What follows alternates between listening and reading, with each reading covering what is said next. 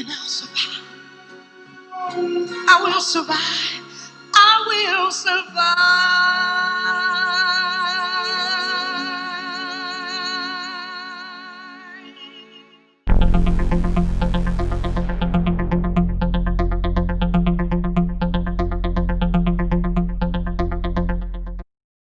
Everybody, and welcome to Whisper to Scream. My name is Bernard, and I am your host.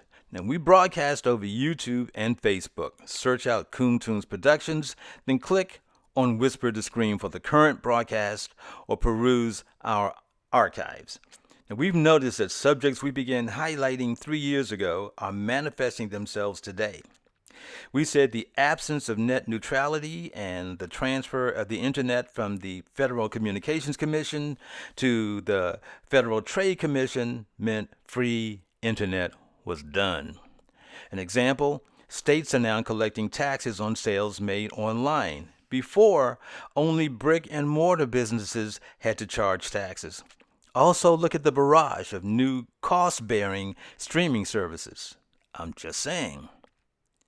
I have on my mask to help promote COVID-19 awareness. Cover your face when out in public and maintain social distancing. Ladies and gentlemen, boys and girls, this pandemic is for real. Even our newest believer, the President of the United States, will tell you it is real. Now, we're going to feature one account of a personal entanglement with this killer virus. These warnings are real.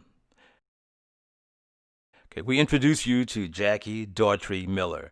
She's a vibrant, progressive woman with a warm, engaging persona fully entrenched in family and altruism. And she has devoted her career securing more than $50 million annually. I'm going to repeat that. $50 million annually to support our colleges and universities. Now, she has served on several corporate and educational boards in the capacity of president to consultant. Presently, she works as a customer relations specialist at the United States Department of Education. Now, she works hard and she plays hard. In fact, she is a premier hand dancer in the DMV area. For those of you who don't know, DMV is colloquial for the DC, Maryland, and Virginia area, which is where this particular style of dancing evolved. And I think she could compete on a worldwide platform. Now, let me say this. By most standards, she was healthy, and yet a little known virus called COVID-19 was able to wrestle her down and toss her on her spine. One night, she was not feeling her usual vibrant self, and by morning, she began a fight for her life. One night devolved into months battling the coronavirus, followed by a slow uphill climb to normalcy. She's making that climb right now. Hello, I'm Jacqueline Gilmore Daughtry Miller. Some call me Jackson, most call me Jackie. I'm a survivor of COVID-19. That's okay. I'm coming to tell you some of my story, what some of the symptoms were, how I progressed through it, how I was released, and then how I again was readmitted to the hospital with a bacteria called C. diff, C like candy, hyphen DIFF like different. It's a dreaded bacteria that I got back to back after 9 days of being at home, COVID free. I am still COVID free and I'm now C. diff free. But the road there to complete complete health is still not there, but was released from the rehab. Let me tell you the story.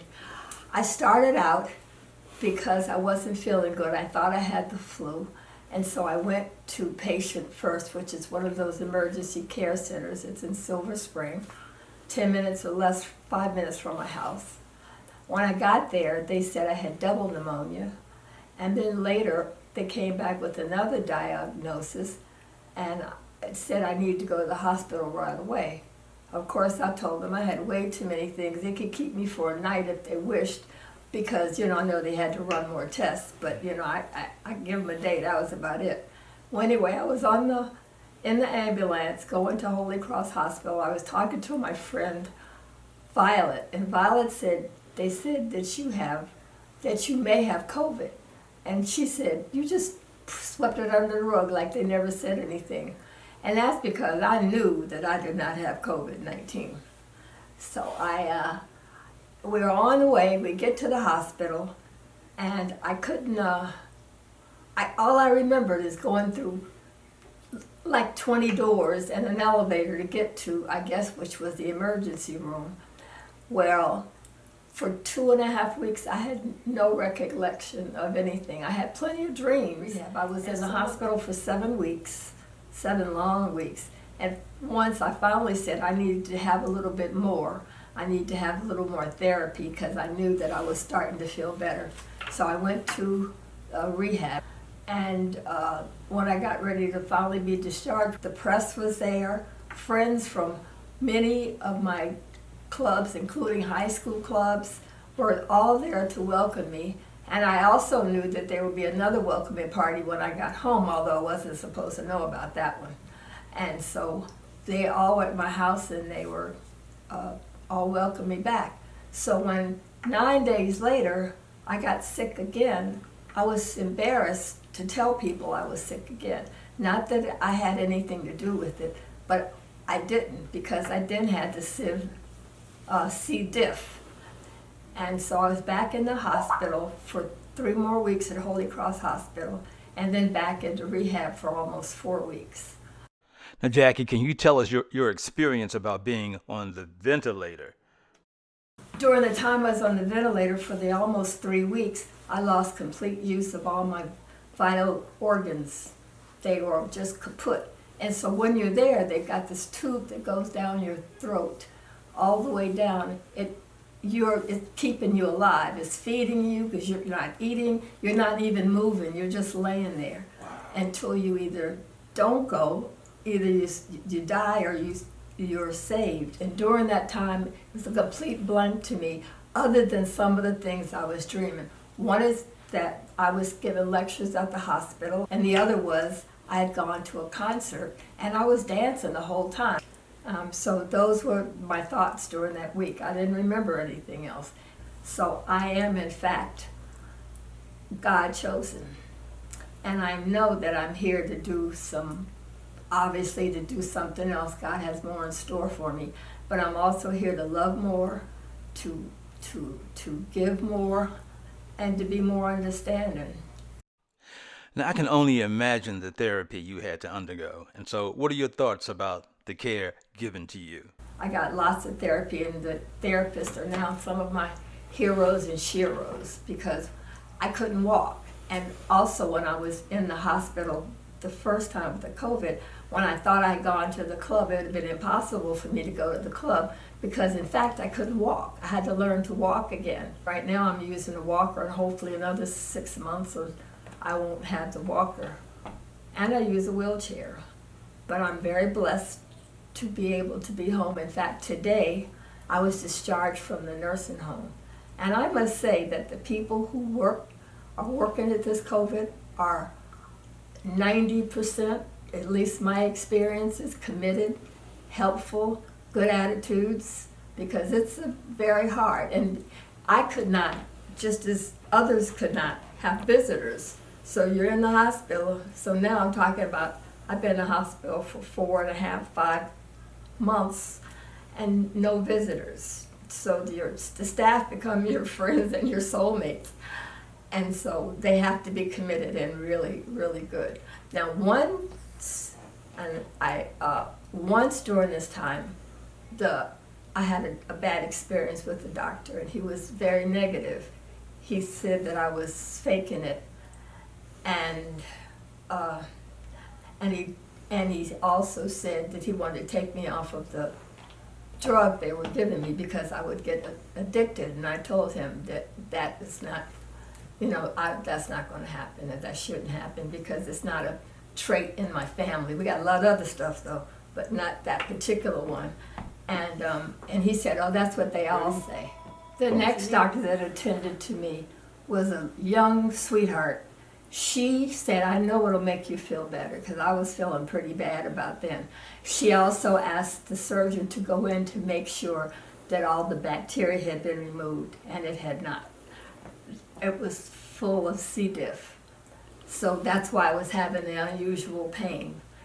And she said, I think I know what might help you. So they sneaked my husband in. He went up back doors and back stairs, put on the doctor gear and the lab coats on, and he was able to stay in my room for about 30 to 40 minutes.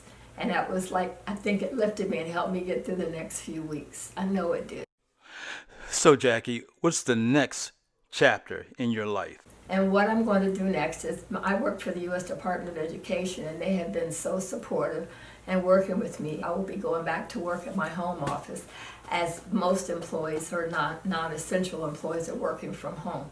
So I will do that. It's a job that I enjoy, and it's a job that's fulfilling. It's student financial aid.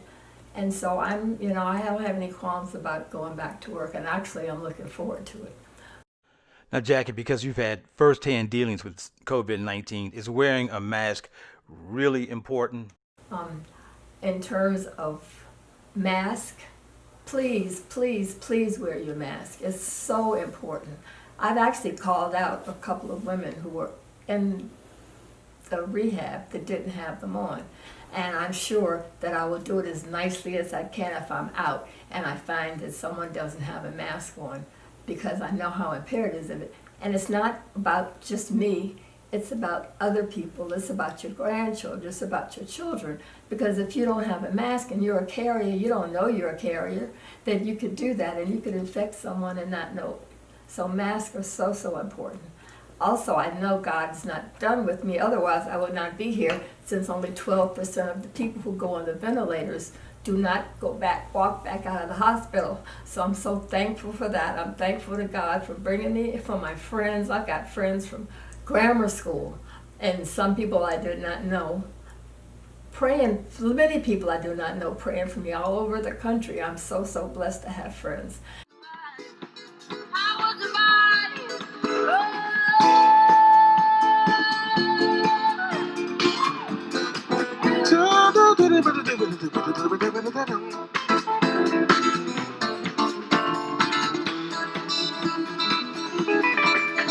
I was so thankful when my friend Bernard, who called me, didn't know that I was back in the hospital, because I didn't want people to know. I was so embarrassed about, all the hoopla before, and then going back to the hospital 9 days later, that I didn't want to talk to anybody. I didn't want to tell him what was going on, and he called me, and he said, I'm coming down for some personal things, and I'd like to interview. I said, only for you, Bernard, will I talk about my experiences.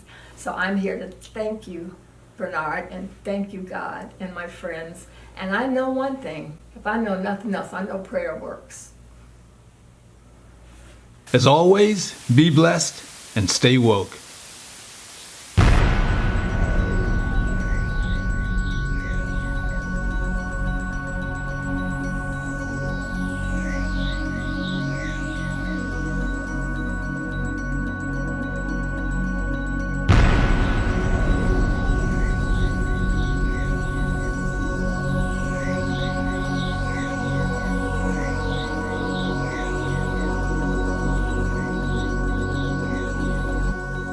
And I thank God again. Prayer works. Prayer works.